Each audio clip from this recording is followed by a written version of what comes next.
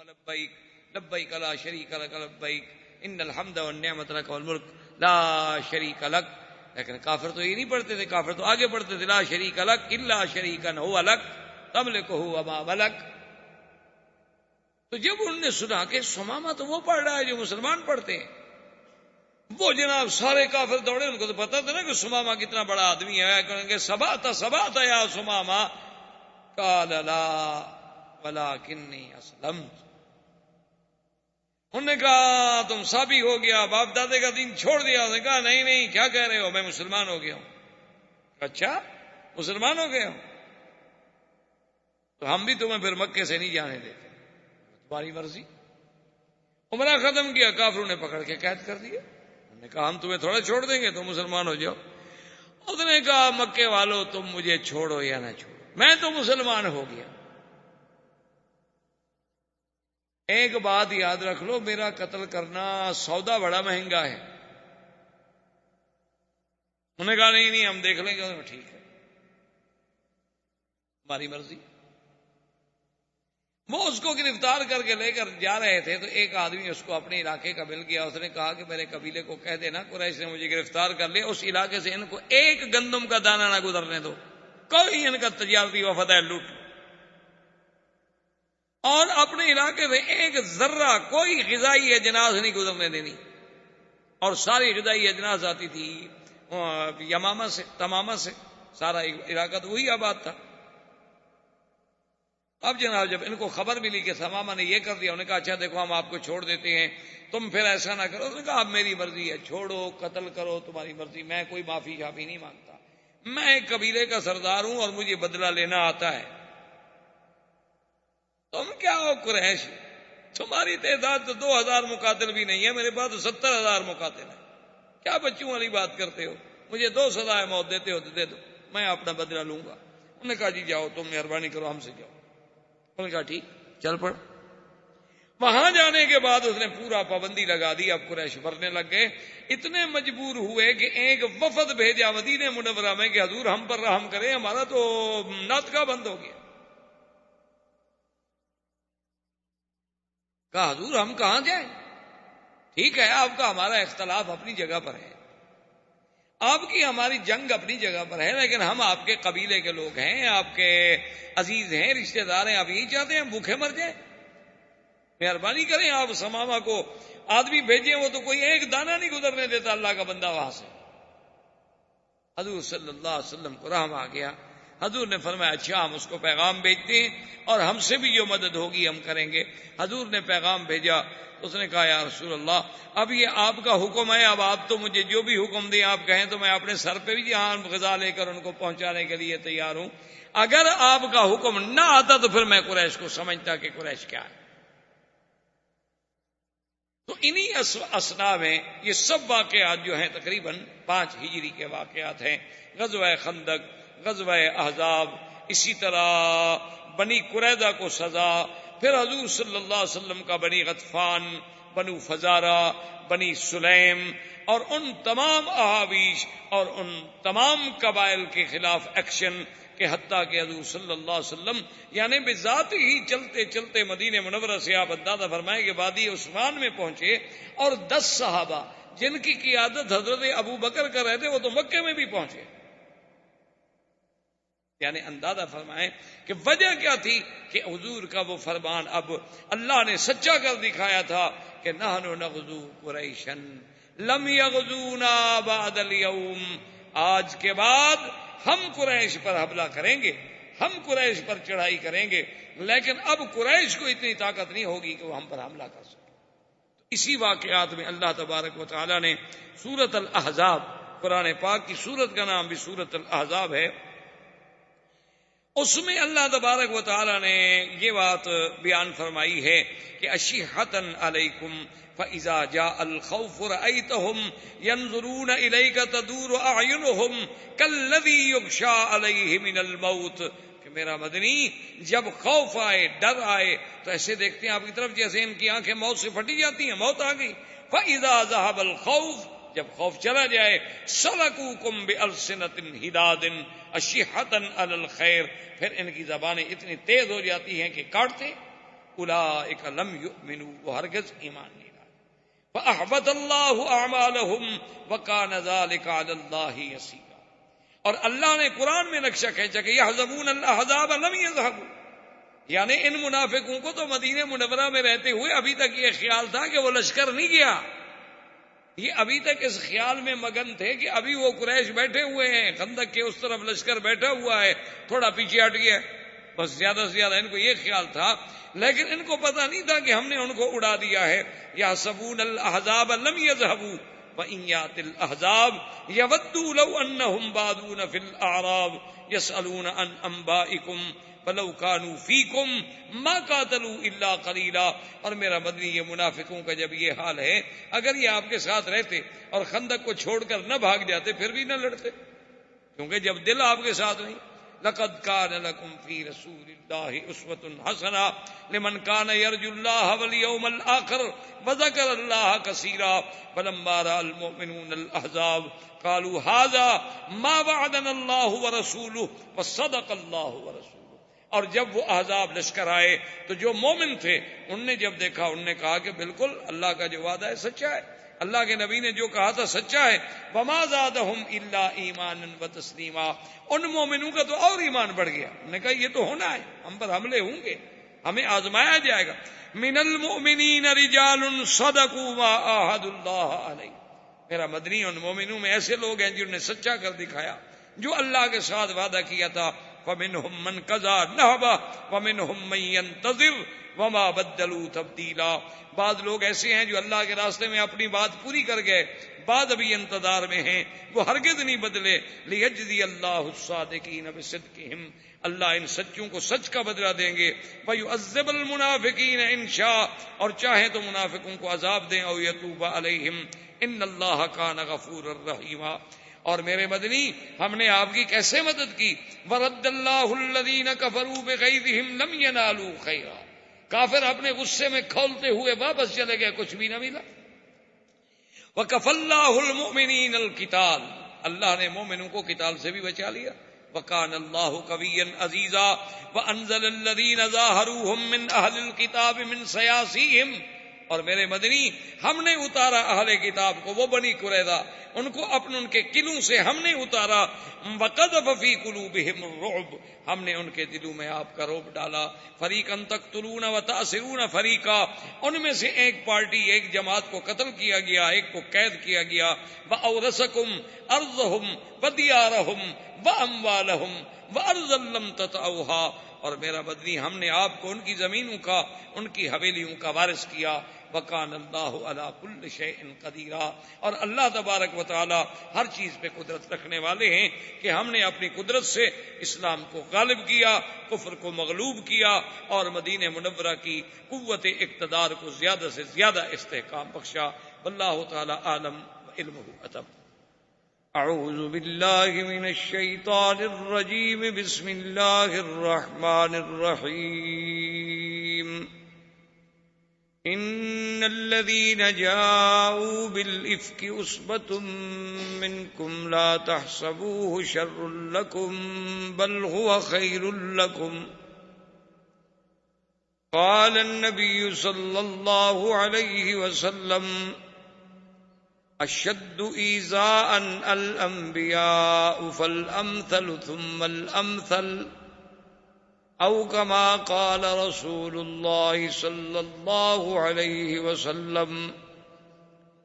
صدق الله العلي العظيم وصدق رسوله النبي الكريم ونحن على ذلك لمن الشاهدين ومن الشاكرين والحمد لله رب العالمين. برادران اسلام، واجب الاحترام بزرگوں، بھائیوں، عزیز نوجوانوں، سیرت نبی پاک صلی اللہ علیہ وسلم کے سلسلہ درس میں الحمدللہ ہم نے غزوہ خندق یا غزوہ احزاب سمجھ لیں، اور اس کے بعد پھر حضور صلی اللہ علیہ وسلم کا بنی قریظہ پر محاصرہ، اور اللہ نے حضور صلی اللہ علیہ وسلم کو کامیابی عطا فرمائی۔ یہود کو ذلت و خواری نصیب ہوئی کہ ان کے مقاتلین کو قتل کی سزا دی گئی، اور ان کے باقی جو غلام تھے، عورتیں تھیں، وہ ذراری بن گئے، اور پورا مال غنیمت جو تھا وہ بھی مسلمانوں کو مل گیا۔ اس کے بعد حضور صلی اللہ علیہ وسلم نے یہ فیصلہ فرمایا کہ غزوہ احزاب میں جن لوگوں نے قریش کے ساتھ مل کر، یہود کے ساتھ مل کر مدینہ منورہ پہ چڑھائی کی، ان کو سزا دینی چاہیے تاکہ آئندہ کوئی قبیلہ جرأت نہ کرے۔ تو حضور صلی اللہ علیہ وسلم نے مختلف سرایا بھیجے، کیونکہ اس میں بنی فزارہ نے بھی حملہ کیا تھا، بنو سلیم نے بھی حملہ کیا، سلیم نے بھی حملہ کیا تھا، بنو غطفان نے بھی حملہ کیا تھا، احابیش نے بھی حملہ کیا تھا، یہود نے بھی حملہ کیا تھا، قریش نے بھی حملہ کیا تھا، بنو ثقیف نے بھی، بڑے بڑے قبائل سارے اکٹھے ہوئے تھے۔ تو تمام اطراف میں حضور صلی اللہ علیہ وسلم نے اپنے سرایا بھیجے، صحابہ کو بھیجا کہ ان کے ساتھ جنگ کریں۔ تو انہی واقعات میں سے زید بن حارثہ رضی اللہ تعالی عنہ کو حضور نے لشکر دے کر بھیجا کہ وہ بنو سلیم جو ہیں ان کا مقابلہ کریں۔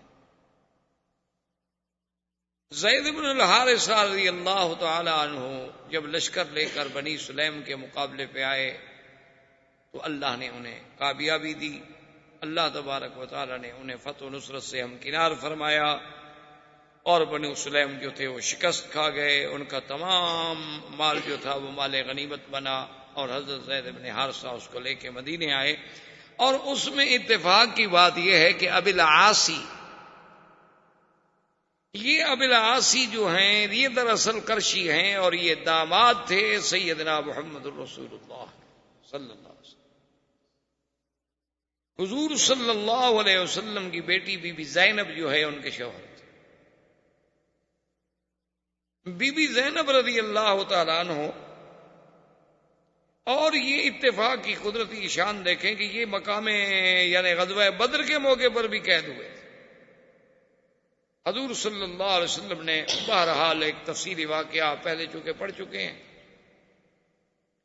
آپ نے ان کو چھوڑ دیا تھا، اور نے یہ وعدہ لیا تھا کہ بھئی آپ اب مکے میں جا کر میری بیٹی کو مدینہ بھیج دیں، چونکہ اب تو کافر اور مسلمان کا کوئی اجتماع ہو نہیں سکتا ہے۔ تو انہوں نے حضور صلی اللہ علیہ وسلم کی بیٹی کو مدینہ منورہ بھجوا دیا۔ اب یہ بنو سلیم کے ساتھ جب زید بن حارثہ نے لڑائی لڑی تو خدا کی قدرت، یہ ان کے حلیف تھے، یہ بھی وہاں آئے ہوئے تھے، تو یہ بھی قید ہو گئے، یہ دوبارہ قید ہو کر مدینہ منورہ لائے۔ تو بی بی زینب جو ان کی زوجہ تھیں اور سرکار دو جہاں صلی اللہ علیہ وسلم کی بیٹی تھی، ان کو پتہ چلا کہ میرا شوہر جو ہے قید بھی ہو گیا ہے اور مدینے بھی آ گیا ہے۔ اسے پتا تھا کہ قیدیوں کو اب معافی تھوڑی ملے گی، اور یہ تو پھر دوبارہ قید ہو کے آ رہا ہے۔ تو حضور صلی اللہ علیہ وسلم نے جس وقت صبح کی نماز کے لیے اللہ اکبر فرمایا، نماز شروع فرمائی، تو بی بی زینب نے اپنے گھر سے زور سے آواز دی کہ ابی العاصی کو میں نے پناہ دے دی۔ اس دور میں ایک رواج تھا کہ اگر کوئی بندہ کسی کو پناہ دے دے، اپنے امان میں لے لے، تو اس کو قتل نہیں کیا جاتا تھا۔ مسلمانوں کی حفظ، امان، پناہ کا لحاظ رکھا جاتا تھا، اور یہ ایسا رواج تھا کہ اس کا تو کافر جو تھے مکے کے وہ بھی لحاظ کرتے تھے، مشرکین بھی لحاظ کرتے تھے، تمام جاہل لحاظ کرتے تھے کہ بھی اب یہ بندہ میری پناہ میں ہے، اب جب تک وہ اپنی پناہ نہ چھوڑے اس کو نقصان نہیں پہنچایا جا سکتا۔ کیوں اپنے بندے سے کیوں لڑائی لڑی جائے؟ حضور صلی اللہ علیہ وسلم جب نماز سے فارغ ہوئے، سرکار دو جہاں صلی اللہ علیہ وسلم کو اطلاع دی گئی کہ یا رسول اللہ ابی العاصی گرفتار ہو کے آیا ہے، اور بی بی زینب نے اعلان کر دیا ہے پناہ دینے کا۔ تو حضور پاک نے فرمایا کہ واللہ لا اعلم، آپ نے فرمایا تو مجھے تو اس ذات پاک کی قسم ہے جو میرے قبضہ قدرت میں، مجھے کوئی علم نہیں ہے اس بات، تاکہ صحابہ کے ذہن میں یہ بات نہ جائے کہ حضور کا چونکہ داماد ہے تو اس کو رعایت مل رہی ہے۔ حضور نے فرمایا مجھے نہیں پتا، کہ کیا واقعہ ہوا ہے اور میری بیٹی نے پناہ دی ہے تو کیوں دی ہے؟ بہرحال اب یہ معاملہ ان مجاہدین کے ہاتھ میں ہے جو ان کو گرفتار کر کے لائے. اگر وہ چاہتے ہیں تو پناہ قبول کر لیں، اگر وہ چاہتے ہیں تو پناہ قبول نہ کریں. اس معاملے میں دخل نہیں. زید بن حارثہ رضی اللہ تعالی عنہ کو بلایا گیا اور ان مجاہدین صحابہ کو بلایا گیا جنہوں نے وہ جنگ لڑی تھی.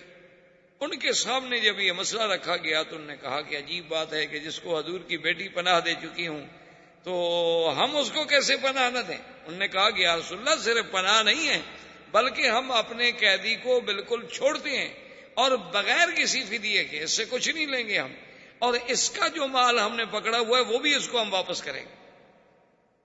حضور آخر کو بات ہے، ایک بات ہے، ہم دنیا میں قیدی ہوتے رہتے ہیں، چھوٹتے رہتے ہیں، بھاگ جاتے ہیں، مارے جاتے ہیں، گرفتار ہو جاتے ہیں، آخر کچھ ہوا آپ کا داماد ہے اور پھر آپ کی بیٹی نے پناہ دے دی ہے تو ہماری تو یہ قوم میں ایک مسائل ہے، اگر کوئی پناہ اور دے دیتا تو پھر بھی تو آخر ہم قبول کرتے. تو بہرحال انہوں نے فیصلہ کر دیا. حضور صلی اللہ علیہ وسلم فرمایا کہ بھئی چونکہ یہ معاملہ مجاہدین کا ہے اور ان کا حق ہے، یہ ان کا قیدی ہے اور اس کا مال جو ہے ان کے لیے مال غنیمت کا حصہ ہے، وہ جانے اور فیصلہ جانے. صحابہ نے ابی العاصی کو چھوڑ دیا. ابی العاصی اپنے پورے سامان کے ساتھ باعزت طور پہ بری ہو کر مکے میں پہنچے.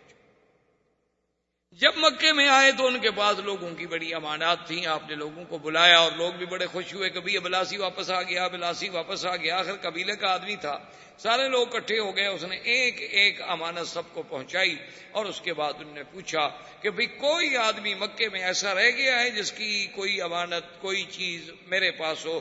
انہوں نے کہا کہ لا واللہ ما وجدناک الا صادقا وفیا، کہ ابی العاصی ہم نے آپ کو سچا بھی پایا، ہم نے آپ کو امانت والا بھی پایا کہ آپ نے ہماری ہر چیز ہمیں محفوظ لوٹا دی ہے. تو اس نے کہا کہ دیکھو اگر تم میری صداقت اور میری عدالت کی گواہی دے رہے ہو تو پھر آج اس بات کے بھی گواہ ہو جاؤ کہ اشہد اللہ الہ الا اللہ اشہد ان محمد الرسول اللہ، میں نے اسلام قبول کر لیا ہے. میں نے مدینے میں اس لیے اسلام قبول نہیں کیا کہ لوگ کہیں کہ قیدی تھا اس لیے اسلام قبول نہیں کیا، اور میں نے راستے میں اس لیے قبول نہیں کیا آپ کہیں گے کہ ہماری امانتیں کھا گیا. اب میں نے ہر کسی کو اپنی چیز لوٹا دی ہے، میری حریت ہے، میری آزادی ہے. آپ کو اگر ایک مذہب اختیار کرنے کا حق ہے تو مجھے بھی ایک مذہب اختیار کرنے کا حق ہے. میں نے مدینے میں جا کر جو نماز دیکھی ہے، میں نے جو قرآن سنا ہے، میں نے جو مسلمانوں کا امن دیکھا ہے، ان کا عمل دیکھا ہے، حضور پاک کے ساتھ ان کی محبت دیکھی ہے، تو میرے دل میں اللہ کے اس دین نے اتنا اثر کیا ہے کہ میں سمجھتا ہوں کہ دین اسلام حق ہے. اور تم مکے والے گواہ ہو جاؤ، میں اسلام کا اعلان کر رہا ہوں.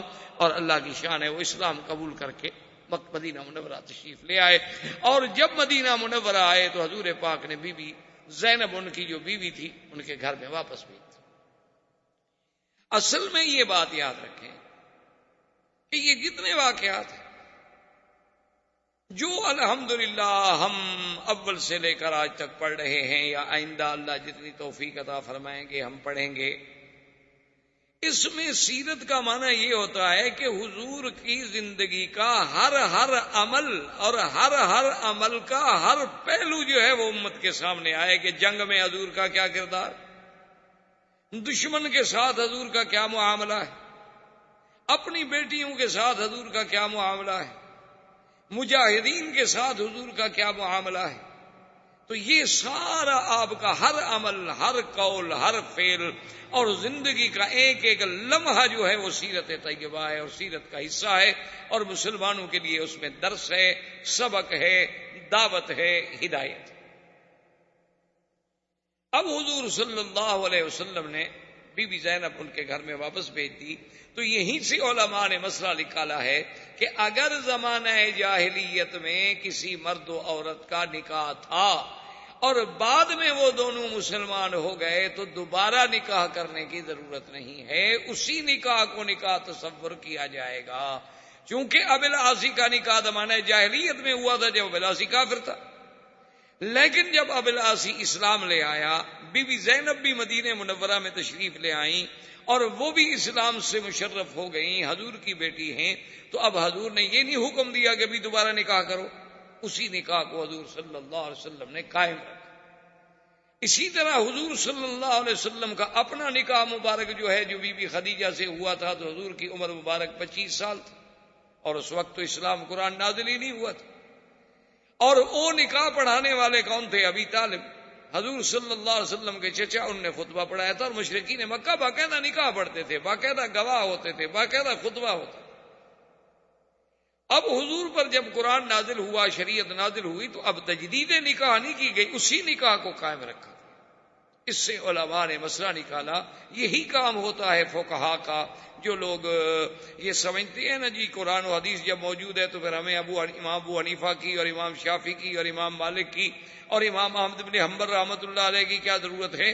ان کی یہی ضرورت ہوتی ہے کہ وہ حدیث تو آپ بھی پڑھیں گے، میں بھی پڑھوں گا، واقعہ تو آپ بھی پڑھیں گے کہ حضور صلی اللہ علیہ وسلم ابو العاصی آ گئے، بی بی زینب واپس ہو گئی، لیکن یہ مسئلہ وہ فقیہ سمجھے گا کہ بھئی اس کا مطلب ہے کہ اسی عقد سابق کو، اسی نکاح سابق کو حضور نے نکاح تسلیم کیا۔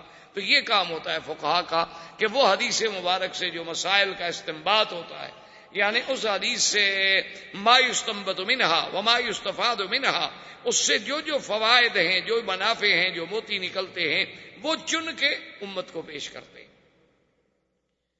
اس کے بعد حضور صلی اللہ علیہ وسلم نے ارادہ فرمایا غزوہ بنی المصطلق، اور اسی کو غزوہ مریسی بھی کہا جاتا ہے۔ اصل اس کی غزوے کی سبب یہ تھا کہ بنی المصطلق کا جو سردار تھا حارث بن ضرار، یہ بہت بڑا سردار تھا ان کا، اور یہ بہت بڑا قبیلہ تھا۔ حارث بن ضرار کو جب پتہ لگا کہ مسلمان روزانہ حملہ کر رہے ہیں، کبھی اس قبیلے پہ، کبھی اس قبیلے پہ، کبھی اس قبیلے پہ، حالانکہ وہ یہ نہیں سمجھا کہ مسلمان تو ان کو ادب سکھا رہے ہیں کہ ظالموں تمہارے ساتھ تو ہماری کوئی جنگ نہیں تھی، تم کیوں مدینہ منورہ پہ چڑھ دوڑے؟ مسلمان خود تو نہیں لڑ رہے۔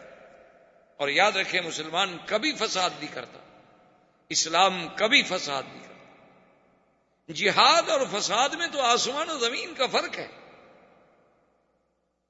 جہاد اور فساد ایک نہیں ہوتا۔ اسلام نے پوری تاریخ اسلام اٹھا کر دیکھ لیں، جہاں جہاں بھی اللہ نے اسلام کو قوت دی ہے اور طاقت دی ہے، اسلام نے تو امن، سلامتی، رواداری، معافی کا اپنا کردار پیش کیا ہے۔ وہ کہیں فاتح بن کر فتح کے نشے میں آ کر اس نے ایسا نہیں کیا ہے کہ مفتو قوموں کی عزتیں اجاڑ دے، اس نے تو سب کی حفاظت کی۔ لیکن حارث بن ضرار کے دماغ میں یہ بات آئی کہ بھی مسلمان ہر قبیلے سے لڑ رہے ہیں، تو کیوں نہ ہم اپنے قبیلے کو پہلے سے تیار کر کے مسلمانوں پہ حملہ کر دیں۔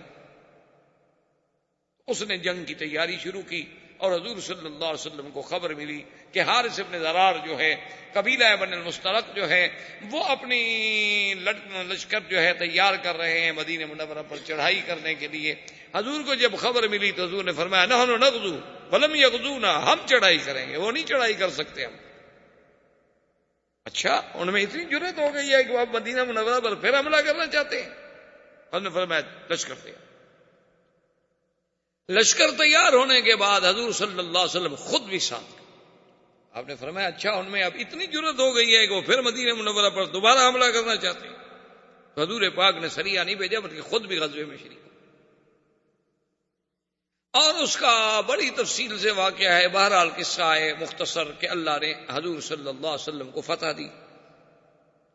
حارث بن ضرار جو تھا، اور اتفاق ایسا ہے کہ وہ فتح بھی ایسی ہوئی، ایسی فتح ہوئی کہ ایسی فتح کا کوئی تصور ہی نہیں کر سکتا کہ جنگ شروع ہوتے ہی ان کا سردار حارث بن ضرار اور 10 آدمی جو تھے مارے گئے، اور ان کا پرچم گر گیا، اور سب لشکری جو تھے انہیں ہتھیار ڈالے کہ بھی یہ تو ایک ہی حلے میں مسلمان نے ہمارے 10 بڑے بڑے سورما جو تھے مار ڈالے، تو آگے کیا ہوگا؟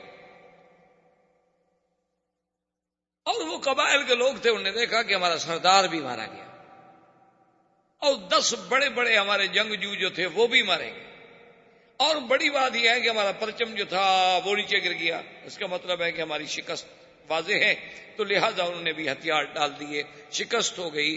یہ حارث ابن ضرار کی بیٹی تھی جویریہ بی بی، یہ قیدیوں میں حضور صلی اللہ علیہ وسلم کے حصے میں آئی۔ حضور پاک نے اسے آزاد فرمانے کے بعد نکاح فرمایا اور اپنی بیوی بنا کے امہات المومنین میں شامل فرمایا۔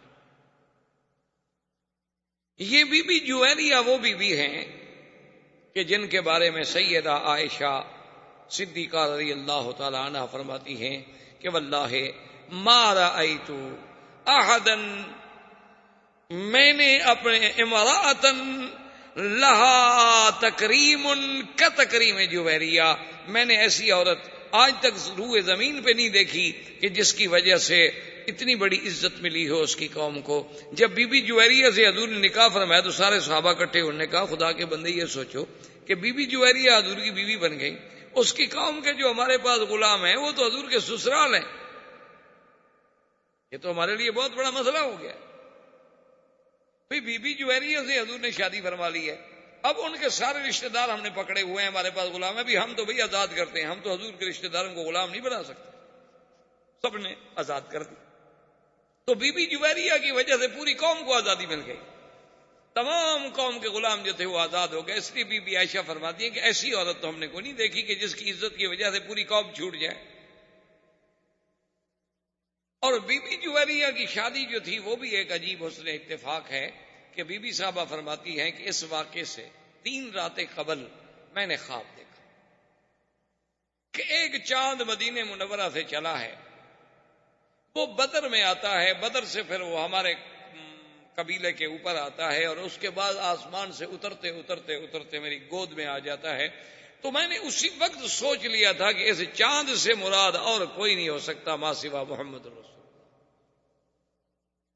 کیونکہ ایسے واقعات پہلے بھی گزر چکے تھے، قرآن و حدیث میں بھی ایسے واقعات آ چکے تھے کہ جب سیدنا یوسف نے خواب دیکھا تھا، انہوں نے کیا خواب دیکھا تھا کہ انی رأیت 11 کوكبا والشمس والقمر رأیتهم لی ساجدین، کہ 11 تارے اور سورج چاند، تو 11 تارے سے مراد ان کے بھائی تھے اور سورج چاند سے مراد حضرت یعقوب تھے اور ان کی خالہ تھی، تو ان کی تشبیہ جو تھی وہ بھی تو پھر پیغمبر کے ساتھ۔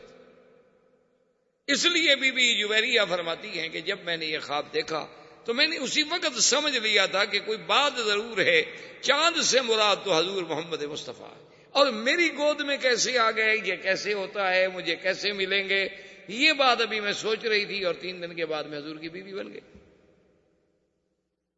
اور بعین ہی اسی طرح بی بی عائشہ صدیقہ رضی اللہ تعالی عنہا نے خواب دیکھا کہ ایک چاند آسمان سے اترتا ہے اور میرے کمرے میں آ کے غائب ہو جاتا ہے،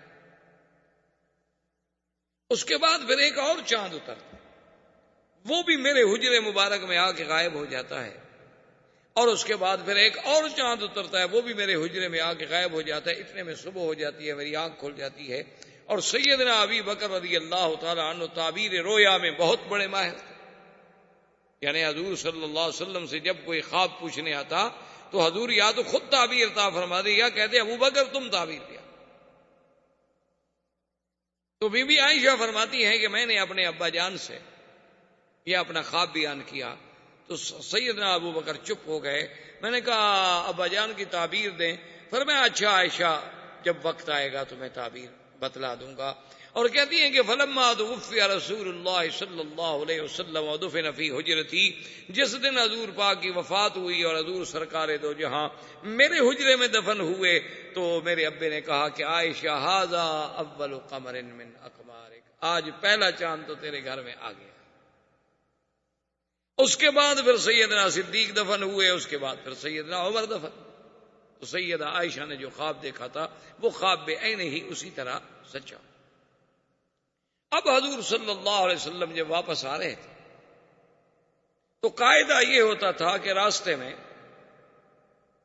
جہاں کوئی چشمہ ہوتا تھا چھوٹا موٹا پانی کا، وہیں پڑاؤ ڈالا جاتا تھا کہ بھئی کچھ پانی بھی پی لیا جائے، کچھ جانور بھی پانی پی لیں، اونٹ گھوڑے بھی پانی پی لیں، اور کسی نے کچھ اللہ نے توفیق دی ہے کچھ کھانا پکانا ہے تو وہ بھی کھا لے۔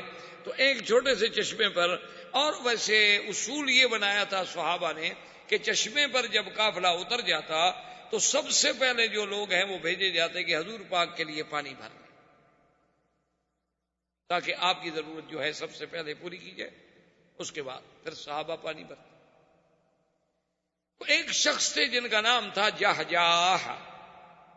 یہ حضرت عمر کے غلام تھے اور یہ مہاجر تھے، یعنی مکے کے رہنے والے، مکے سے آنے والے. اور ایک آدمی تھے سنان، وہ انصار کے رہنے والے یعنی مدینہ منورہ کے رہنے والے تھے، اور ان کا تعلق جو ہے بے اعتبار قبیلے کے عبداللہ ابن ابی ابن سلول کے ساتھ. لیکن سنان مسلمان تھے پکے. اب جب جہاں پہنچے، یہ حضرت عمر کے خادم تھے، مشکیدہ لے کے پہنچے کہ حضور کے لیے اور ابو بکر عمر کے لیے پانی بھر لیں. سنان پہنچے، انہوں نے کہا میں پانی بھروں گا. انہوں نے کہا تمہیں پتہ نہیں ہے کہ پہلے پانی ہم بھریں گے؟ انہوں نے کہا نہیں میں بھروں گا. تو اسی میں دونوں کی اللہ رحمت فرمائے تھوڑی بات بڑھتی گئی. تو وہاں ایک لکڑی پڑی تھی، تو اس نے لکڑی اٹھا کے مار دی سنان کو. کیا جان انسان ہے، اور شیطان تو یجری کا مجری الدم، شیطان تو ایسے دوڑتا ہے نا انسانوں میں جیسے خون گردش کرتا ہے. تو جب ان کو لکڑی لگی تو اس نے کہا یا للانصار، اور جہاں نے کہا یا للمہاجرین. سب نے اپنے اپنے قبائل کو بلانا شروع کر دیا، اور دونوں طرف سے قبیلے بھاگے جناب. موقع پہ آئے، پانی پہ اکٹھے ہوئے، تلواریں نکل آئیں. کہ عرب لوگ جو تھے، یہ تو آپ کو پتہ ہے نا، یہ قبائل کی زندگی تھی. یہ تو چھوٹی چھوٹی سی بات پر قتل کر دینا، لڑائی، یہ تو معمولی سی بات ہوتی. یعنی اگر آپ ان کی تاریخیں اٹھا کے دیکھیں تو حیران ہوں گے کہ ایک دفعہ ان کی ایک بڑی مشہور لڑائی ہے. وہ بتائیں کیوں ہوئی تھی؟ اس کا سبب یہ تھا کہ دو قبائل کے سردار تھے، ان دونوں کے باغ تھے بڑے بڑے. ایک آدمی کا باغ مشرق میں تھا، ایک کا باغ مغرب میں تھا، اور دونوں باغ آمنے سامنے نظر آتے تھے باقاعدہ. تو ایک بار سے کوئی پرندہ، کوئی چڑیا، اللہ عالم یا کیا پرندہ تھا، وہ اڑا. اڑنے کے بعد دوسرے کے باغ میں آیا تو اس نے کہا تمہارے باغ سے چڑیا اڑ کے میرے باغ میں کیوں بیٹھے؟ اس پہ لڑائی شروع ہوئی اور 300 آدمی مارے گئے کہ وہ چڑیا ادھر کیوں آئی تھی بھائی. اب اس کا کوئی علاج ہے؟ اسی طرح بھی آپ دیکھ لیں افغانستان میں کیا ہو رہا ہے. یعنی تمام قبائل جو مشترک ہو کر مل کر روس سے لڑتے رہے، دشمن سے لڑتے رہے، اور جنہوں نے کمیونزم کے اس فلسفے کو ہمیشہ کے لیے سمندر میں غرق کر دیا، اور جنہوں نے اتنی بڑی قوت کو کہ جس میں پتہ نہیں شہر تھوڑے ہیں اور ایٹم بم زیادہ ہیں، ان کو ٹکڑے ٹکڑے کر دیا، اور جن کے جوش سے برلن کی دیواریں ٹوٹ گئیں. جب جنگ سے فارغ ہو گئے تو آپس میں لڑ پڑے. کیوں فارغ کیسے بیٹھے؟ اب آدمی عادی ہو جاتا ہے نا 15-16 سال لڑائی کرتے کرتے. فارغ کیسے آدمی ہو؟ اس میں کوئی شک نہیں ہے کہ اب حق پر وہ ہیں کہ جن کو علاقہ ملا اور انہوں نے قرآن نافذ کر دیا. اب ان کے ساتھ لڑنا جو ہے تو سیدھی بات ہے کہ خلاف اسلام ہے، لیکن چین نہیں آتا. کوئی جھگڑا ہے، تاجک کہتے ہیں کہ ہم ازبک کو کیوں مان لیں، ازبک کہتے ہیں ہم تاجک کو کیوں مان لیں، وہ کہتے ہیں ہم پشتون کو کیوں مان لیں، وہ کہتے ہیں ہم فارسی بان کو کیوں مان لیں. یہ کیا بات ہے؟ تو یہ قبائل جو ہیں نا، اللہ پاک رحمت فرمائے، یہ بہرحال عجیب سے ہوتے ہیں. ابھی 3 سال قبل کی بات ہے، میں بھی سفر میں کوئی ٹرائبل ایریا سے، یعنی قبائلی علاقے جو ہیں جہاں کوئی قانون نہیں ہے، تو وہاں سے گزر رہے تھے. مغرب کی نماز کا وقت ہو گیا، ہم 2-3 گاڑیوں میں تھے. میرے ساتھی سے کبھی نماز کا وقت ہو رہا ہے، خدا کے لیے کوئی مسجد تلاش کرو بھائی. اور وہ تو ماشاءاللہ علاقہ پٹھانوں کا ہے، پٹھان تو اللہ کا فضل ہے، نمازی تو بہت پکے ہوتے. میں نے کہا بھی یار کو مسجد دیکھو تاکہ ہماری جماعت نہ نکل جائے. اب ایک مسجد آئی تو وہ جناب چلو جی چلو چلو آگے چلو. پھر ایک اور مسجد آ گئی، انہوں نے کہا جی اور آگے چلو.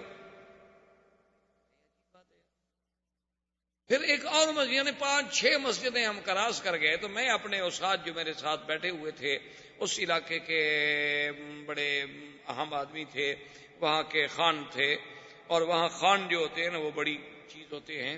تو میں نے کہا خان یہ آپ کیا کر رہے ہیں؟ ہماری نماز جا رہی ہے. اس نے کہا مکی صاحب یہ بات نہیں ہے، میں وہ مسجد ڈھونڈ رہا ہوں جس کے ساتھ حجرہ نہ ہو. بھائی حجرہ کیا مطلب؟ اور نے کہا جس مسجد کے ساتھ حجرہ ہوتا ہے، اور اگر ہم وہاں مغرب کی نماز پڑھیں گے تو پھر کھانا کھائے بغیر ہم وہاں سے آگے نہیں جا سکتے. حجرے کا معنی ہوتا ہے مسافر خانہ، یعنی بیٹھنے کی جگہ. تو ڈیرا سمجھ لیں، ڈیرا سمجھ لیں، کچھ سمجھ لیں. تو جس مسجد کے ساتھ حجرہ ہے، جو ہی ہم نماز سے فارغ ہوں گے وہ دیکھیں گے کہ یہ باہر کے لوگ آئے ہوئے ہیں، تو وہ فوراً آ جائیں گے کہ جناب چلیں پہلے کھانا تیار ہے، کھانا کھائیں، اور کھانے کے بغیر آپ جا نہیں سکتے. اور اگر آپ کھانا نہ کھائیں تو پھر آپ دشمن ہیں، پھر مقابلہ کریں، کلاشنکوف نکال. کیونکہ جو کھانا نہ کھائے وہ تو دشمن ہے. ابراہیم علیہ السلام نہیں دیکھا کھانا نہیں کھایا، فاوجد منهم خیفہ، تو ابراہیم علیہ السلام ڈر گئے، یہ کھانا کیوں نہیں کھا رہے؟ قالوا لا تخف، انہوں نے کہا اب نہ ڈرے، ہم تو فرشتے ہیں، ہم تو کھاتے ہی نہیں. تو یہ پرانا عرب میں اور قبائل میں روایت. اس نے کہا میں وہ مسجد ڈھونڈ رہا تھا کہ جس کے جو حجرہ نہیں ہوگا تو وہ دعوت نہیں کریں گے، کیوں مسجد میں تو کھانا کہاں سے کھلائیں. تو میں نے کہا اللہ کے بندے، اس نے کہا حضرت اللہ کے بندے کی بات نہیں ہے، میں نے تو وہاں اتنا بڑا آدمی اکٹھے کیے ہوئے ہیں اور اتنا ہم نے وہاں جناب انتظام کیا ہوا ہے کہ آپ یہاں حجرے میں کھانا کھا لیتے تو ہمارا تو کھانا خراب ہو گیا نا. مسافر ہیں نا، وہاں تو لیٹ بھی پڑ سکتے ہیں، ہماری دعوت تو خراب مت کرو نا.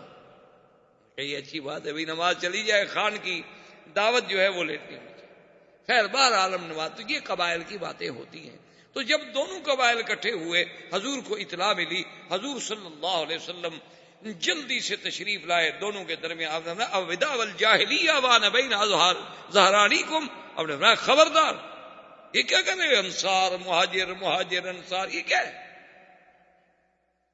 میں تمہارے اندر موجود ہوں اور پھر تم وہی جاہلیت کے نعرے بلند کر رہے ہو.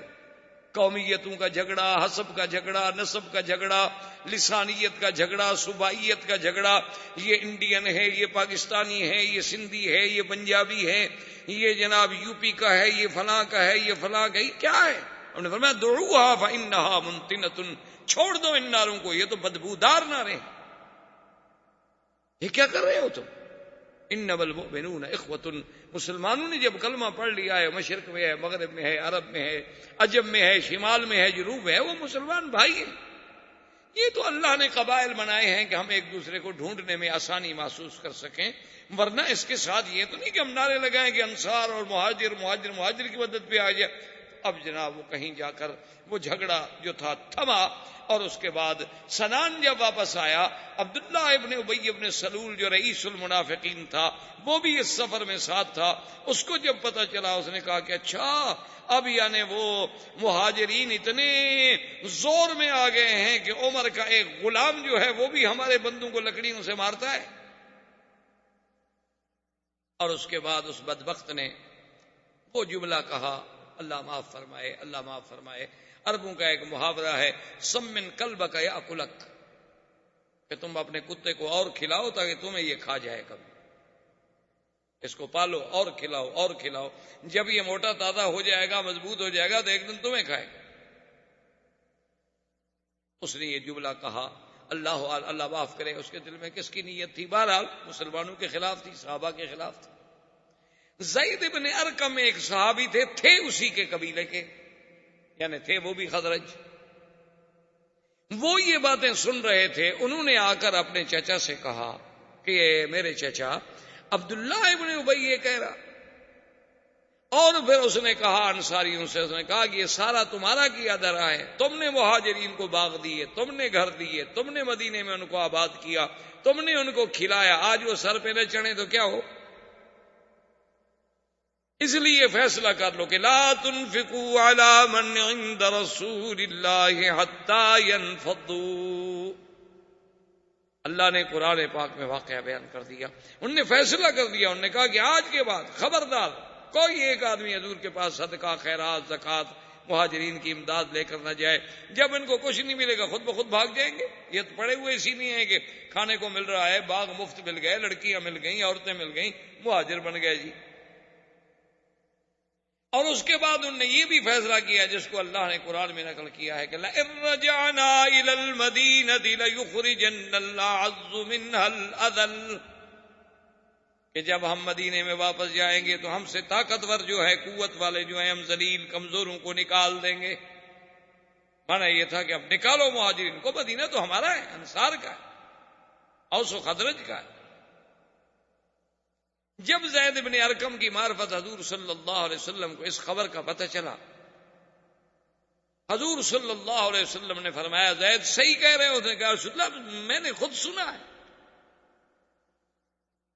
سمعت اذنایا۔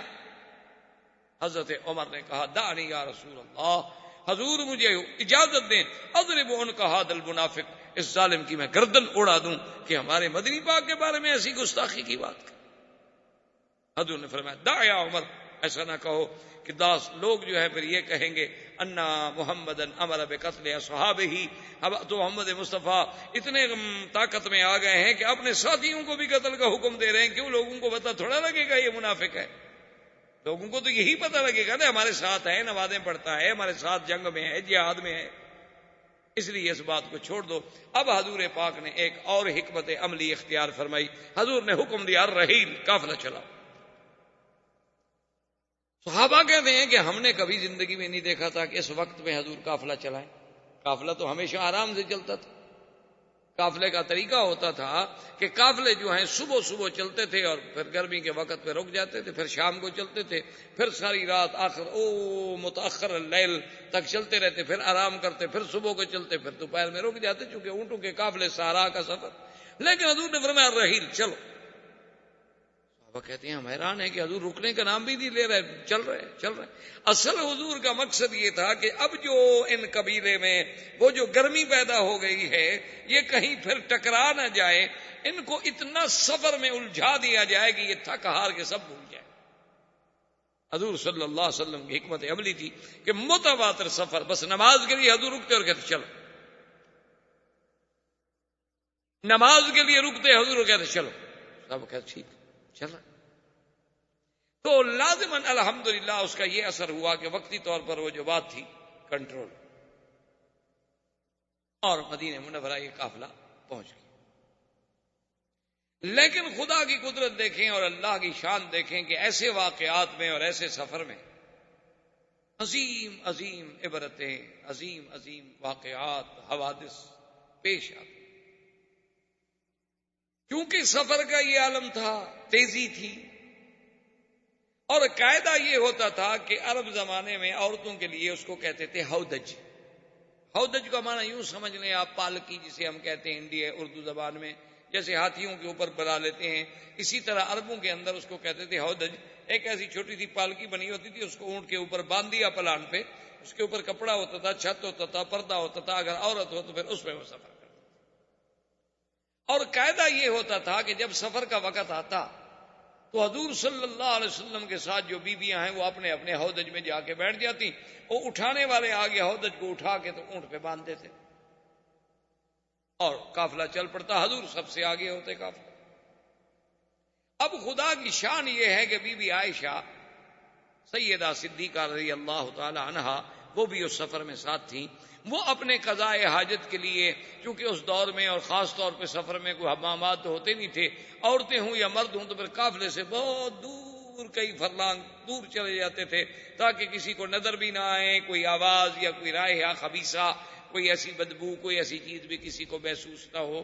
تو ایک پردے کا طریقہ یہ ہوتا تھا کہ بہت دور نکل، بی بی عائشہ بھی دور نکل گئیں، واپس جب آئیں تو قافلہ چلا گیا، کہ قافلہ تو رکنے کا نام ہی نہیں لے رہا تھا نا، حضور چلا رہے تھے نا قافلے کو دھڑا دھڑ۔ اب بی بی عائشہ جب واپس آئیں تو اس نے کہا بھی قافلہ چلا گیا اور صحرا کا سفر ہے، اب اگر میں پیچھے دوڑوں تو کوئی سوال ہی پیدا نہیں ہوتا کہ میں اونٹوں کو پکڑ لوں، آدھے گھنٹے کا بھی فرق پڑ جائے تو بس پھر تو قافلہ گیا، اور اگر میں نہ ڈھونڈوں تو اس نے کہا بی بی عائشہ نے کہ میں نے یہی سوچا کہ سب سے بہتر بات یہ ہے کہ بس اسی جگہ رہ جاؤ، کیونکہ آخر کسی وقت تو حضور کو علم ہوگا نا کہ بی بی عائشہ نہیں ہے، کیونکہ حضور کی عادت مبارک تھی قافلے کو چلانے کے بعد وہ کبھی کبھی اپنی سواری جو تھی وہ عورتوں اپنے بیویوں کے اونٹوں کے قریب لا کے پوچھ لیتے تھے کہ کوئی تکلیف تو نہیں ہے، خیریت ہے، کوئی پانی کوئی چیز پوچھنی ہے، پوچھ کے پھر حضور چلے جاتے تھے۔ انہوں نے کہا کبھی تو حضور میرے اونٹ کے قریب آئیں گے نا، پوچھیں گے، جب آواز نہیں آئے گا تلاش کریں گے، جب تلاش کریں گے تو یہ جگہ ڈھونڈنا تو قبیلے کے لیے آسان ہے، قافلے کے لیے، لیکن اگر میں خود عقل دوڑاؤں تو اس کا معنی یہ ہے کہ موت کے سوا چارہ کوئی نہیں۔ حضور صلی اللہ علیہ وسلم نے ایک اور انتظام بھی فرمایا تھا کہ ایک صحابی تھے جن کا نام تھا صفوان ابن معطل، بڑے شان والے سے، حضور نے ان کے ذمے ایک ڈپٹی لگائی ہوئی تھی کہ تم جو ہے کم از کم 4-6 گھنٹے قافلے سے پیچھے رہا کرو،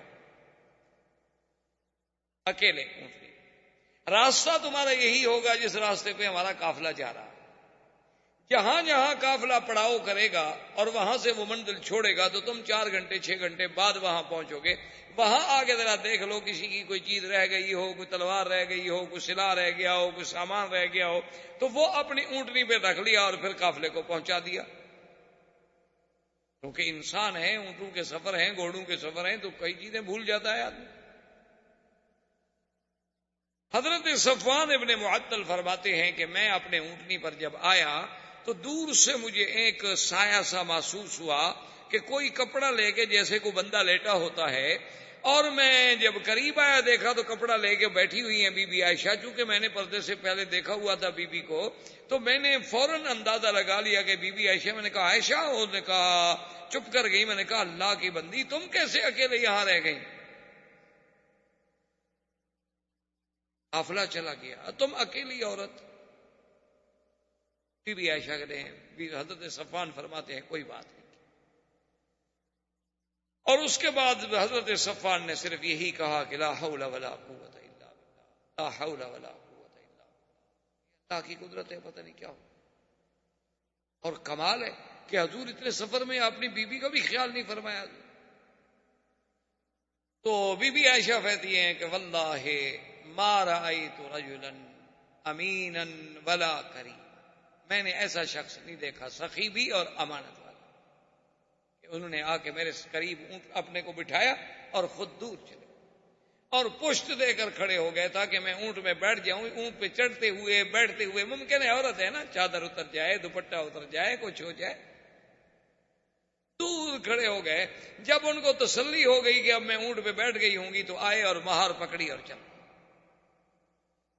حضور صلی اللہ علیہ وسلم کو راستے میں علم ہوا تو آپ نے فرمایا کوئی بات نہیں، الحمدللہ خیر ہے، پیچھے صفوان جو آ رہا ہے، تو اب کسی کو دوبارہ بھیجنے کی کیا ضرورت ہے کہ ہم تلاش کریں، اسی لیے تو ہم نے ایک آدمی رکھا ہے قافلے کو ڈھونڈنے کا۔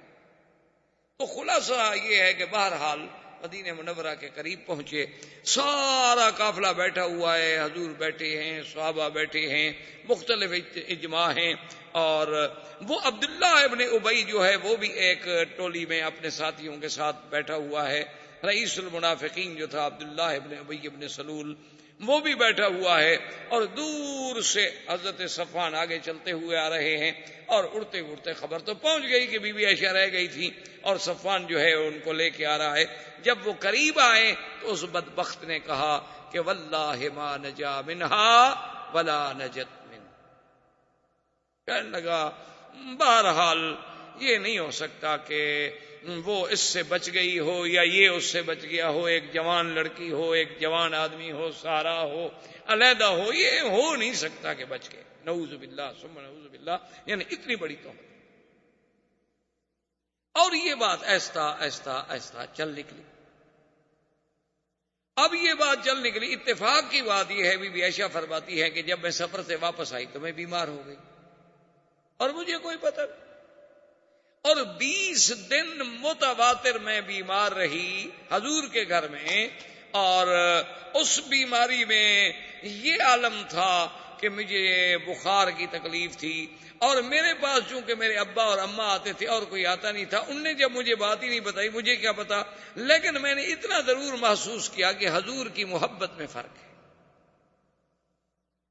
حضور صلی اللہ علیہ وسلم کا جو التفات تھا، جو حضور کا محبت تھی اور توجہ تھی، میرے ساتھ آگے بات کرتے تھے، مجھے بہلاتے تھے، مجھے تسلی دیتے تھے، خاص طور پہ مجھے اگر بخار ہو یا تکلیف ہو تو پھر حضور کافی ٹائم میرے ساتھ بیٹھتے تھے، صرف حضور تشریف لاتے اور آگے اتنا پوچھ رہے تھے کیف فیکم، کیا حال ہے اس کا، اور اس کے بعد چلے۔ اب بات اور پھیلنے لگ گئی۔ بی بی عائشہ فرماتی ہیں کہ میں نے جب دیکھا حضور کا اعراض کہ حضور کی کوئی توجہ ہی نہیں، تو میں نے ایک دن حضور سے عرض کیا کہ یا رسول اللہ استاذن، میں اجازت لینا چاہتی ہوں کہ میں اپنے ماں باپ کے گھر چلی جاؤں۔ حضور فرمایا ٹھیک۔ چلیے. بی بی عائشہ فرماتی ہیں کہ پھر میں اپنے ماں باپ کے گھر میں آ گئی، لیکن پھر بھی مجھے کوئی نہیں بتاتا یہ بات کیا ہے.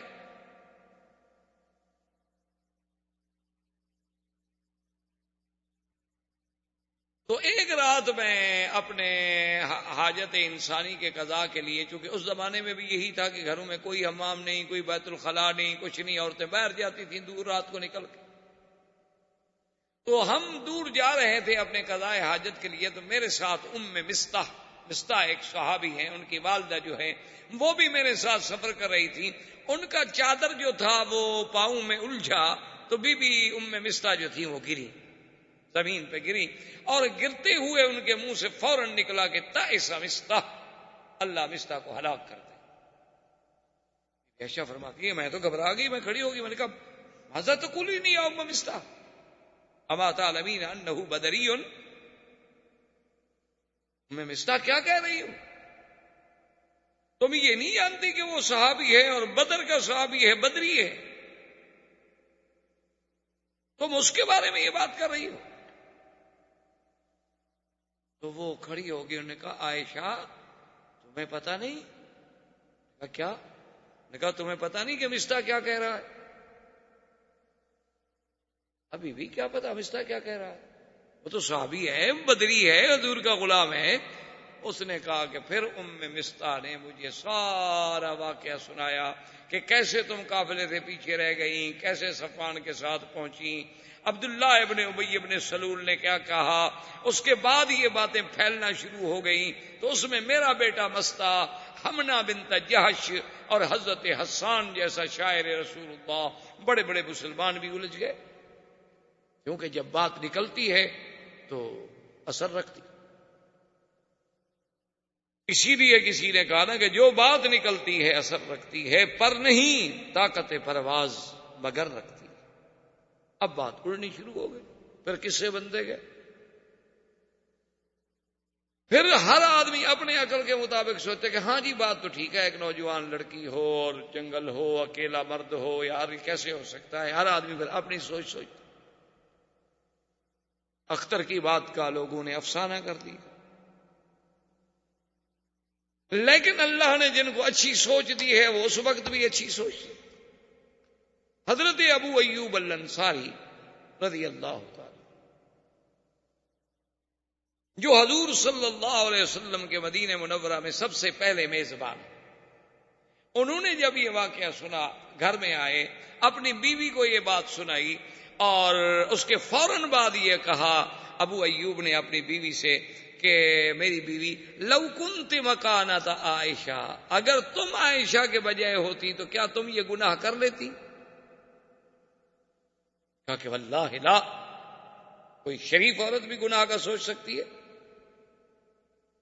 کوئی حرہ، کوئی آزاد، کوئی شریف، کوئی قبیلے کی عورت، خاندان کی عورت گناہ کے بارے میں تو سوچ ہی نہیں سکتی.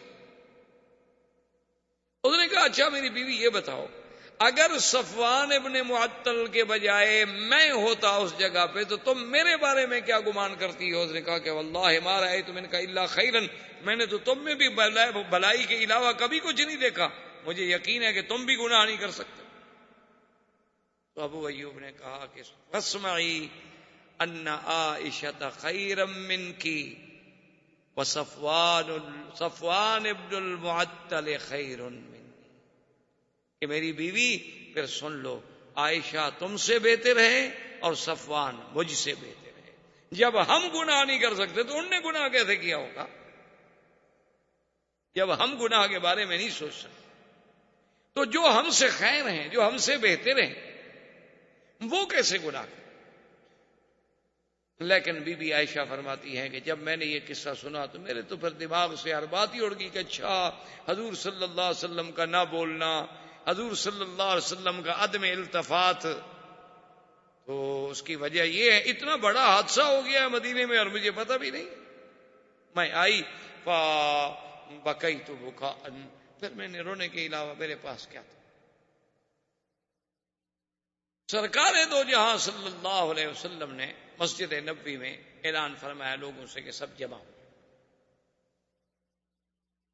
جب سب لوگ جمع ہو گئے، حضور نے خطبہ پڑھا، حمد اللہ واسنا علیہ، اللہ کا حمد و ثنا بیان کی. آپ نے فرمایا کہ یا ایھا الناس، لوگو اب وہ بات بھی ہو گئی ہے کہ ان الناس یؤذونی فی اہلی، کہ لوگ مجھے میرے اہل کے بارے میں بھی تکلیف دینے پر آ گئے ہیں. واللہ ما علمت علی اہلی خیرا، اللہ کی قسم ہے میں نے تو اپنی بیویوں پہ، اپنے اہل پہ ما سوائے بھلائی اور خیر کے کبھی کچھ گناہ غلطی دیکھی نہیں، لیکن لوگ مجھے ایذا دیتے.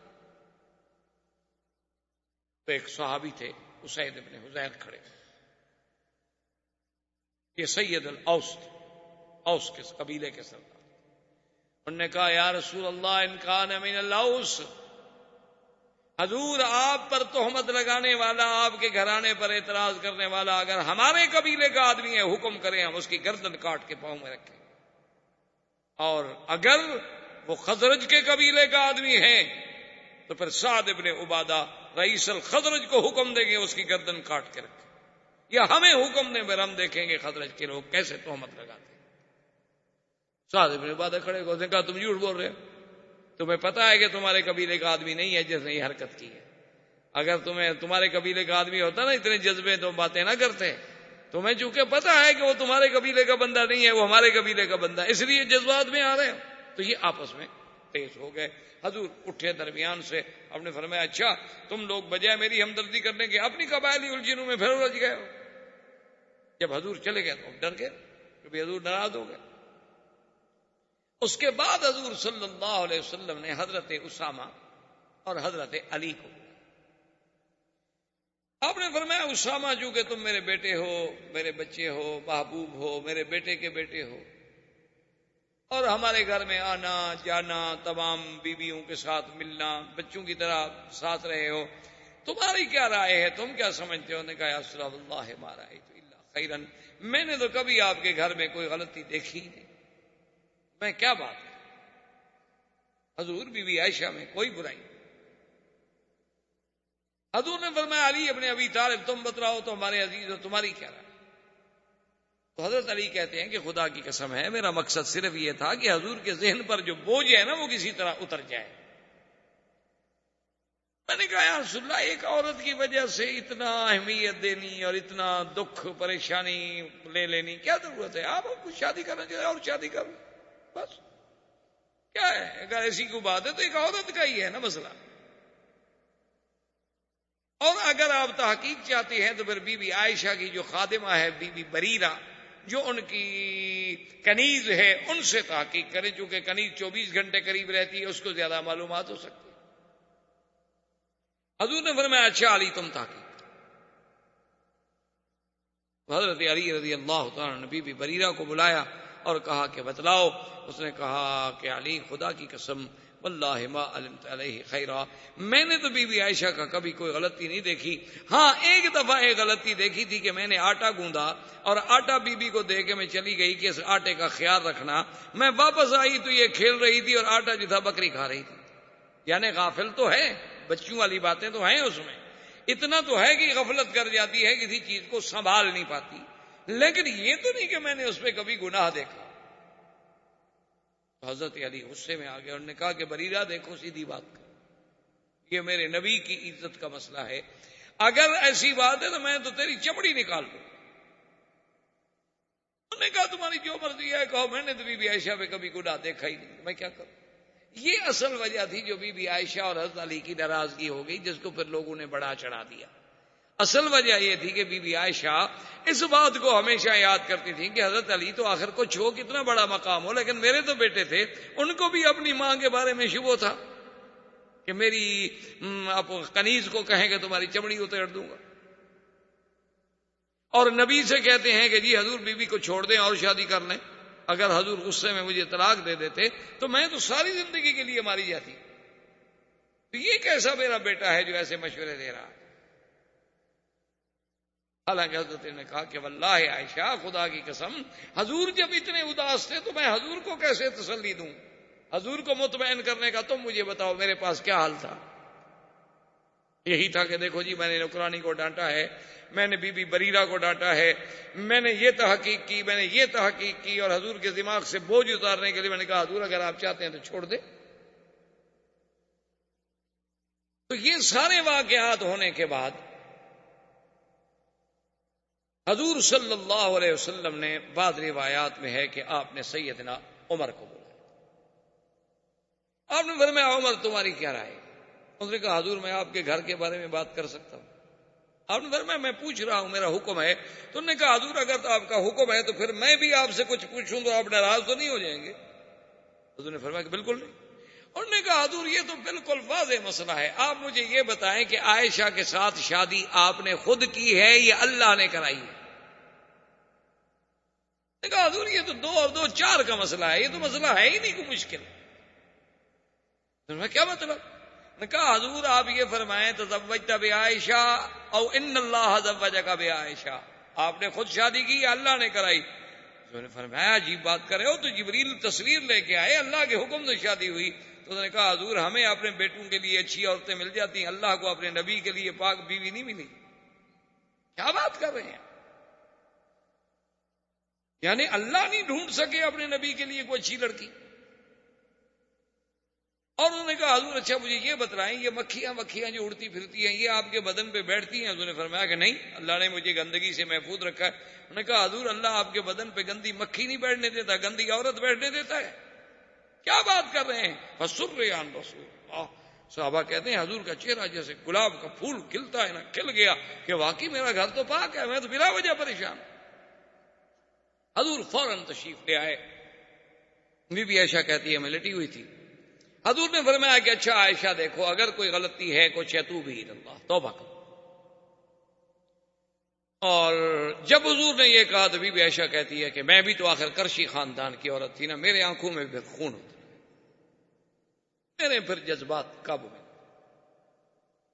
میں نے اپنے ابا اماں سے کہا عجیب رسول اللہ جواب دیں حضور کو. انہوں نے کہا ماذا نقول، ہم کیا جواب دیں؟ میں نے کہا یا رسول اللہ تو میں نہیں توبہ کرتی. آج میرا وہی حال ہو گیا ہے کہ اگر میں جھوٹ کا اقرار کر لوں تو آپ مجھے سچا مانیں گے، اور اگر میں سچی بات کروں کہ میں بے گناہ ہوں، میرا کوئی گناہ نہیں ہے، تو آپ مجھے نہیں مانتے. میرے ماں باپ بھی میری صفائی دینے کے لیے تیار نہیں، آپ اللہ کے نبی ہو کر مجھے کہتے ہیں توبہ کرو، اس کا مطلب ہے کہ آپ مجھے گناہ گار سمجھتے ہیں. میں نہیں توبہ کی، میں نے گناہ کیا نہیں، واللہ بریۃ، میرا اللہ گواہ ہے کہ میں بری. اور بیوی کہتی ہے کہ میں نے کہا کہ یا رسول اللہ میرے پاس کوئی جواب نہیں مگر میں وہی جواب کہوں گی. کہتی ہے اس غصے میں، اس اپنے جذبے میں آ کے میں حضرت یعقوب کا نام بھی بھول گئی، مجھے حضرت یعقوب کا نام بھی بھول گیا. میں نے کہا اقول کما قال ابی یوسف، جیسے یوسف کے ابا نے کہا تھا میں بھی وہی بات کہتی ہوں، لیکن مجھے یعقوب علیہ السلام کا نام بھی اس غصے میں بھول گیا. فصبر جمیل واللہ المستعان علی ما تصفون. میں نے کہا حضور پھر میرا بھی وہی جواب ہے کہ میں صبر کرتی ہوں، اللہ میری مدد کرے. کہتی ہے اس کے بعد وحی نازل ہونی شروع ہوئی اور میں نے دیکھا میرے ابا اماں کی جان نکل رہی ہے کہ خدا جانے وحی آ گئی، کیا ہوتا ہے پتہ نہیں، ہماری بیٹی کے بارے میں کیا حکم آتا ہے. لیکن کہتی ہے اللہ مطمئنہ، میں مطمئن تھی، مجھے پتا تھا کہ اللہ پاک بے گناہ کے خلاف تو بات تھوڑی فرمائیں گے، اللہ عادل ہے. کہتی ہیں کہ جب وحی اتری اور وحی ختم ہوئی حضور صلی اللہ علیہ وسلم ابشری عائشہ، عائشہ مبارک ہو، ان اللہ قد برأک من السماء، اللہ نے تیری گواہی دی ہے آسمانوں سے کہ تو پاک ہے. حضرت ابی بکر نے کہا قومی عائشہ فشکری رسول اللہ، عائشہ اٹھو اللہ کے نبی کا شکریہ ادا کرو. عائشہ کہتی میں نے کہا لا اشکر رسول اللہ، میں اللہ کے نبی کا شکریہ ادا نہیں کرتی، آپ نے مجھ پر کون سا اعتماد کیا ہے. انی اشکر الذی انزل الوحی من العرش، میں اس کا شکر ادا کروں گی جس نے عرش سے میری گواہی دی. اور بی بی عائشہ فرماتی ہیں خدا کی قسم ہے مجھے یہ امید نہیں تھی کہ میرے بارے میں قرآن اترے گا اور قیامت تک پڑھا جائے گا. میں سمجھتی تھی کہ زیادہ سے زیادہ اللہ حضور کے دل میں بات ڈال دیں گے کہ بھی آپ کی بیوی پاک ہے، یا زیادہ سے زیادہ حضور صلی اللہ علیہ وسلم کو خواب دکھلا دیا جائے گا کہ آپ کی بیوی پاک ہے. لیکن میں یہ امید نہیں کر سکتی تھی کہ میرے بارے میں اللہ قرآن اتاریں گے اور قرآن قیامت تک پڑھا جائے گا. لولا اذ سمعتموہ قلتم ما یکون لنا ان نتکلم بہذا سبحانک ھذا بہتان عظیم. اللہ نے قرآن کا پورا رکوع اتارا بی بی عائشہ صدیقہ کی شان. اسی لیے آج دیکھیں دنیا میں اختلاف ہے کہ بھی شیعہ کافر ہے یا نہیں ہے، لیکن اس پہ پوری دنیا کے علماء اہل سنت کا اتفاق ہے کہ جو آدمی بی بی عائشہ کو پاک نہ سمجھتا ہو اس کے کفر میں کوئی شک نہیں، کیونکہ بی بی عائشہ کی برات تو قرآن میں ہے. اب جو بی بی عائشہ کو پاک نہ سمجھے اس کا مطلب یہ ہے کہ اس نے قرآن کا انکار کر دیا، اس نے تو اللہ کے فرما اور قرآن کی ایک آیت کا انکار جو ہے وہ کفر ہے۔ تو بی بی عائشہ کو اللہ نے یہ عظمت اور یہ شان عطا فرمائی، اور اللہ نے حکم دیا کہ جن لوگوں نے، اچھا خدا کی قدرت دیکھو کہ جو منافقین تھے انہوں نے تو بات کی نا طریقے سے، لیکن مسلمان بیچارے تو کھل کے بات کہہ بیٹھے۔ تو 3 مسلمانوں جن میں حضرت حسان، حضرت مصطح اور بی بی حمنہ، ان کو جھوٹی تہمت لگانے کے کوڑے لگائے گئے، اور حضرت ابو بکر صدیق نے جو مستہ پہ خرچ کرتے تھے، آپ نے فرمایا واللہ لا انفق بعد ذلك، خدا کی قسم ہے کہ مصطح آج کے بعد پھر میں تمہارے اوپر خرچ نہیں کروں گا کہ تم بھی میری بیٹی پہ تہمت لگانے میں شریک ہو جاؤ اور میں تمہارے گھر کے خرچے برداشت کروں۔ اللہ نے قرآن نازل کیا الا تحبون ان یغفر اللہ لکم واللہ غفور الرحیم، کیا تم یہ نہیں چاہتے ہو کہ تم بھی معاف کر دو جیسے اللہ نے معاف کر دیا ہے؟ تو حضرت صدیق نے کہا تبت الی اللہ، میں قسم کا کفارہ دوں گا، مصطح پہلے جو میں تمہیں خرچ دیتا تھا اب اس سے دگنا خرچ ادا۔ تو یہ سارے واقعات جو ہیں یہ 5 ہجری کے بعد پیش آئے، 6 ہجری کی ابتدا ہو چکی تھی، زندگی باقی تو بات باقی۔ وما علینا الا البلاغ، والسلام علیکم ورحمۃ اللہ وبرکاتہ۔ برادران اسلام، واجب الاحترام بزرگوں، دوستوں، بھائیوں، عزیز نوجوانوں، دروس سیرہ نبویہ کے ضمن میں سرکار دو جہاں صلی اللہ علیہ وسلم کی سیرت طیبہ ابتدا سے لے کر اختصار کے ساتھ ہم 6 ہجری کے واقعات پہ پہنچے تھے، جس میں افک سیدہ عائشہ رضی اللہ تعالی عنہ، اور اس عظیم واقعے کے بعد براءت سیدہ عائشہ رضی اللہ تعالی عنہ کے بعد سرکار دو جہاں صلی اللہ علیہ وسلم نے ایک خواب دیکھا، اور اس خواب میں اللہ تبارک و تعالی نے حضور صلی اللہ علیہ وسلم کو یہ دکھلایا کہ حضور صلی اللہ علیہ وسلم اپنے صحابہ کے ساتھ عمرہ کر رہے ہیں، اراکین عمرہ سے، ارکان عمرہ سے فارغ ہو کر سر مڈا رہے ہیں، کوئی بال کٹا رہے ہیں اطمینان کے ساتھ، کوئی خوف نہیں ان پہ، کہ خواب جو ہے سرکار دو جہاں صلی اللہ علیہ وسلم۔ اصل مسئلہ یہ ہے کہ ایک عام انسان کا خواب ہوتا ہے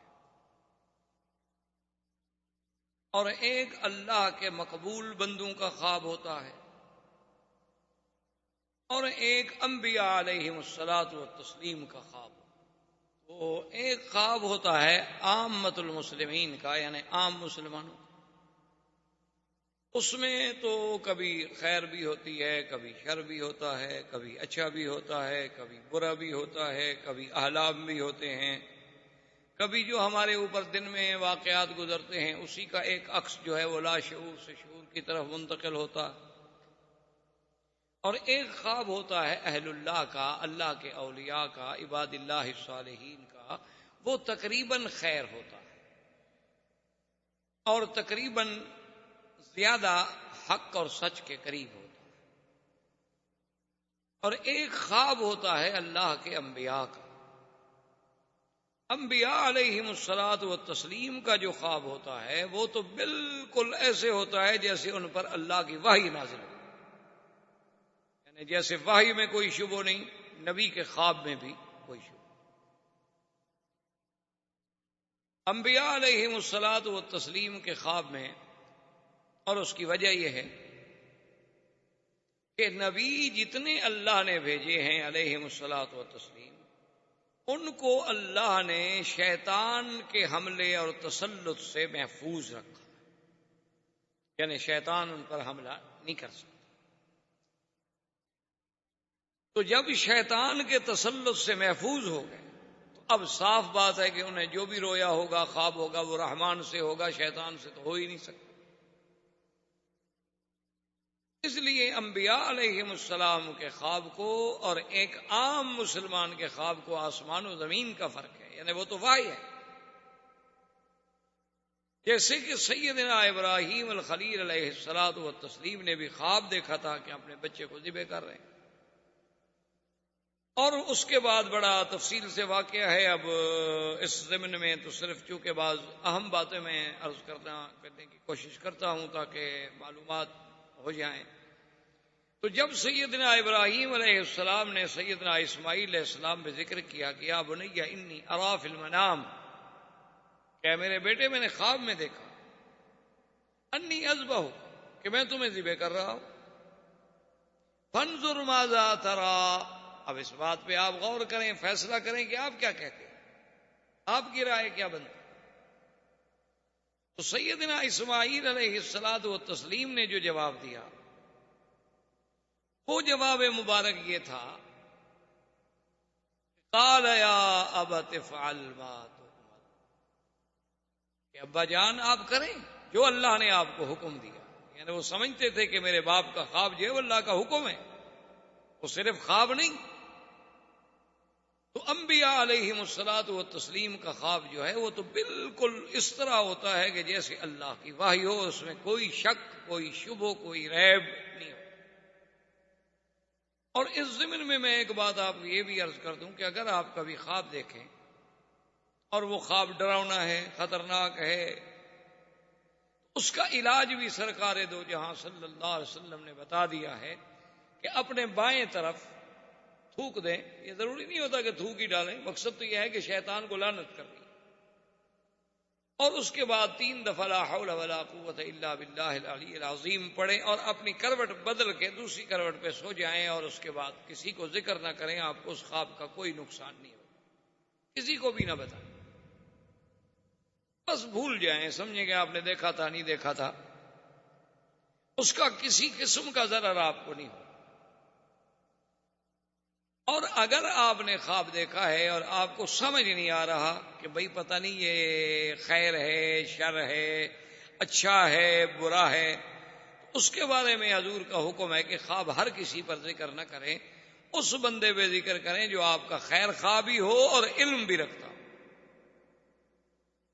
یعنی علم کا کیا معنی ہے؟ یعنی اس کو رویا کے ساتھ علم، خواب کے ساتھ اس کو مناسبت،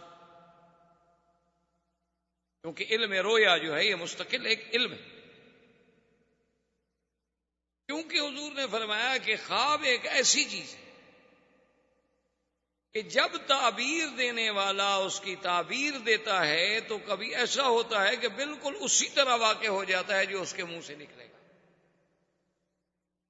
تو اب اگر وہ آدمی عالم نہیں تھا تو وہ تو خدا جانے کوئی اونٹ پٹانگ بات کہہ دے گا، اگر عالم ہوگا وہ سمجھے گا کہ اس خواب میں کوئی ایسی بات ہے تو اس کو کوئی اچھے لفظوں میں بیان کرنے کی کوشش کرے، تاکہ اللہ تبارک و تعالیٰ کی طرف سے اچھی خیر مانگی جائے، اچھی تمنا رکھی جائے، اچھی آرزو رکھی جائے۔ تو خواب کے اندر یہ بھی لازمی ہے کہ اس کو آپ یعنی ایک عام چیز نہ سمجھا کریں۔ اور اسی طرح دنیا میں حضور نے فرمایا سب سے بڑا جھوٹا وہ انسان ہے جو خواب نہ دیکھے اور لوگوں سے کہے کہ میں نے خواب دیکھا۔ اس نے خواب نہیں دیکھا لیکن لوگوں سے کہتا ہے کہ جناب مجھے تو فلاں بزرگ کی زیارت ہوئی، اور مجھے تو فلاں صحابی کی زیارت ہوئی، اور مجھے تو حضور صلی اللہ علیہ وسلم کی زیارت ہوئی، اور ایسی باتیں کرتا ہے حالانکہ اس نے نہیں دیکھا۔